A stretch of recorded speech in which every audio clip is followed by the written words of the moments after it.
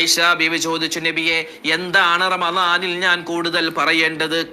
ഐഷ, 2 കലിമത്തുകൾ, കലിമത്താൻ, 2 കലിമത്തുകൾ അത് നീ പറയണം. ആ 2 കലിമത്തുകൾ അള്ളാഹുവിന് കേൾക്കാൻ ഭയങ്കര ഇഷ്ടമാണ്.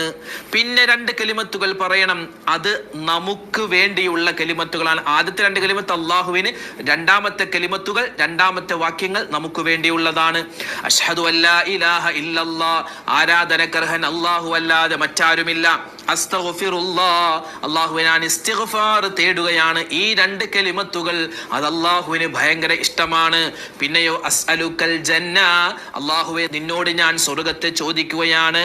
വ അഊദു ബിക മിനന്നാർ, കത്തിക്കാളുന്ന നരകത്തിൽ നിന്നും മോചനം ചോദിക്കുകയാണ്. ഈ 2 ദിക്റുകൾ അത് നമുക്ക് വേണ്ടിയുള്ളതാണ്, അല്ലെ? നമ്മൾ സ്വർഗത്തെ ചോദിക്കണം, നരകത്തിൽ നിന്ന് മോചനം ചോദിക്കണം. അപ്പോ ഈ 4 കലിമത്തുകൾ അടങ്ങുന്ന ഈ ഒരു ദുആ റമളാൻ 1 മുതൽ 30 വരെയുള്ള ദിവസങ്ങളിൽ